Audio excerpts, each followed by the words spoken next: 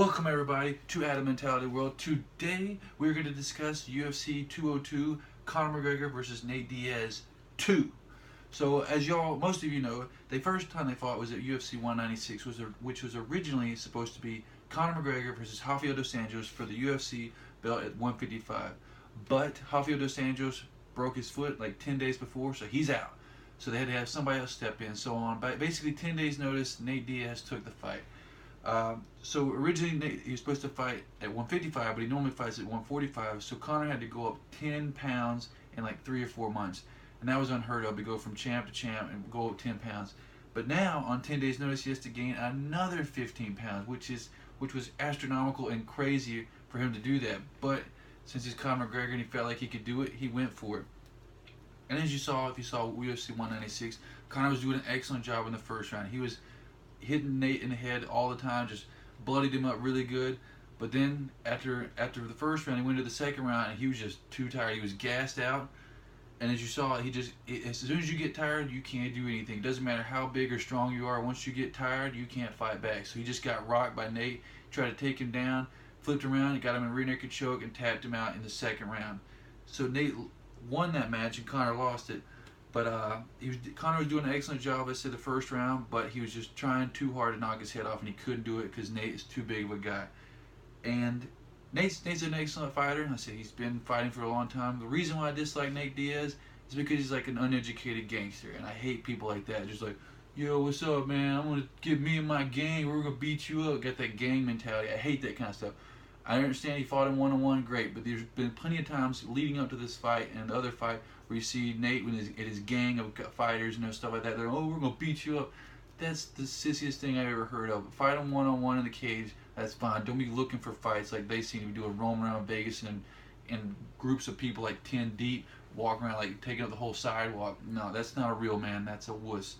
But, so then they were supposed to fight at UFC 200, but then Conor didn't want to fly because he was doing all kinds of training because he was dedicated to this fight. So 200 out the window, just like Rafael dos Anjos' fight within the first time. So now they got coming up to UFC 202. They finally figured out a date because there was all the Conor retired, Nate retired, but they weren't sure. So they finally got UFC 202, and that's going to be the rematch. There wasn't a lot of build up to this fight like the other one, like because on 10 days notice everybody's like, oh my gosh, this is going to be awesome, Nate Diaz versus Conor McGregor, UFC 196. But for this fight, it hasn't been that same build up because instead of talking a lot, Conor's been training, trying to focus on fighting instead of using the mental game. So there hasn't been as much build up, but they had the conference yesterday and they needed something to happen. Of course, Nate Diaz gets up, walks out, and they start yelling at each other and start throwing water bottles. Everybody's losing their mind. Dana White's going crazy, but in a good way, I'm sure, like thinking, ah, yes, here comes the money. But so they said, everybody's like, oh my God, it's a freak out. But I guarantee you, everybody's like, yes, here we go. This is gonna help. This is what we needed. This to amplify this fight to get people to buy this pay-per-view. But that's not good for Conor fans because you've seen Conor. He's like distressed and like, screw you, whatever, blah blah. And like he's usually the mental war game guy. He's really good at getting people's brains, but for whatever reason, Nate Diaz's uneducated gangster brain has blown Conor's brain to pieces. He can't wrap his brain by like, why can't I crack this guy? And it's because Nate Diaz doesn't even care. He's just like, oh, I'm a gangster, blah blah. Like, you can't get to those people. Those people are way too strong when it comes mentally like that. So Conor can't compete with him like that. So he can't make him get all freaked out and whatever. So now we finally have UFC 202 coming up. So let's compare the fighters now. Conor McGregor's going to fight at 170 with Nate Diaz. He's had a lot more time to train at 170 pounds, so he hopefully won't get as gassed as easily as he did the first time because, like I said, when you go from 145 to 170, especially when you have to jump up 15 pounds in no time, that's going to gas you out real quick, and we saw that in the first fight. He also knows that Nate's a strong fighter and he can't just knock his head off like he tried the first time. Like I said, he was bashing his brains in the first round. He couldn't knock him out. So he's going to know in his head, like, okay, I probably can't knock this guy out as easy. I got to pace myself. Nate's had more time to train, which a lot of people say is a good thing, but it could be a bad thing. There's a lot of times people step in at the last minute and they don't have that stress of like, oh, I got to train. They just step in like, all right, cool, let's just go for it. And they win. And like I said, Nate did that. He just stepped in and he won. Who knows, maybe having a training camp's worse. theoretically, it sounds like it wouldn't be beneficial to not have a training camp, but it does help a lot of times. Uh, with this fight, Nate has a lot to gain. Like I said, if he wins, he gets all the glory. Like, hey, I beat Conor McGregor, the chosen golden child, twice. All right, give me my title shot, or let me give me some more big names.